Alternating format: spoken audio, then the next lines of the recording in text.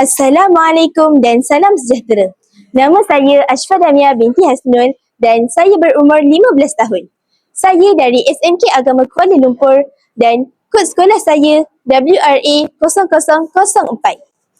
Pernah tak kita rasa kita dah berusaha sehabis baik tapi masih gagal? Dan kadang-kadang impian kita kejar terasa semakin jauh. Itulah yang saya rasakan apabila membaca novel Arkitek Jalanan karya Temi Abdullah. Novel ini mengisahkan perjalanan seorang pemuda yang mempunyai impian besar untuk menjadi seorang arkitek. Namun, perjalanan itu tidak mudah. Untuk pengetahuan semua, buku ini berharga RM30 di Semenanjung dan RM33 di Sabah dan Sarawak. Buku ini mempunyai 352 muka surat dan dibahagikan kepada 22 bab yang disusun secara santai dan mudah untuk kita fahami.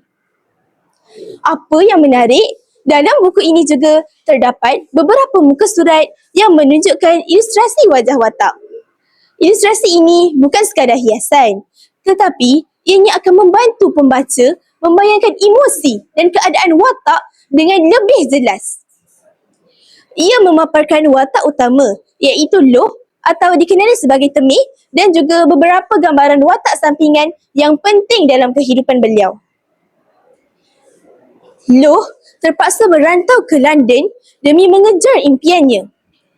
Di sana, dia berdepan dengan pelbagai cabaran seperti tekanan pelajaran, masalah kewangan dan juga rasa sunyi. Ada masa dia jatuh dan hampir berputus asa. Namun, apa yang membuatkan cerita ini sangat menyentuh hati ialah dia tidak berhenti. Walaupun hidupnya tidak sempurna, dia tetap berusaha untuk bangkit selepas jatuh. Selain itu, dia juga mencari ketenangan melalui lukisan sebagai pelukis jalanan. Setiap lukisan menjadi cara untuk dia meluahkan perasaan tentang kesedihan, harapan dan juga kekuatan dirinya. Daripada novel ini, kita belajar bahawa kehidupan tidak selalu berjalan seperti yang kita rancang.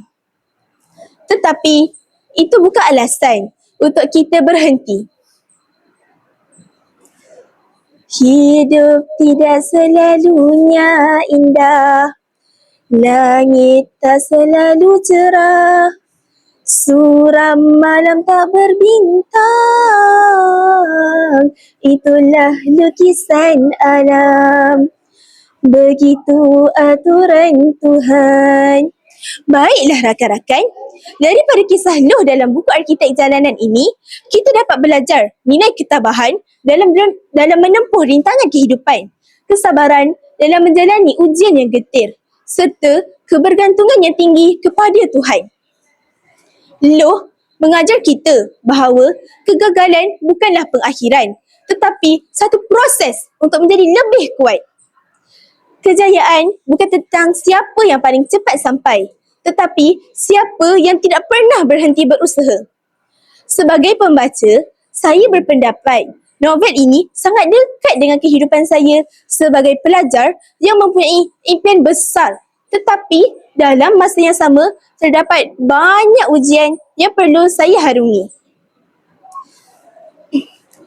Akhir kata, novel Arkitek Jalanan ini bukan sekadar buku untuk dibaca, tetapi ianya untuk kita merasai dan mendalaminya. Burung terbang tinggi di awan hingga sebentar di dahan mati. Jika kita punya impian, jangan pernah berhenti berlari. Sekian, terima kasih.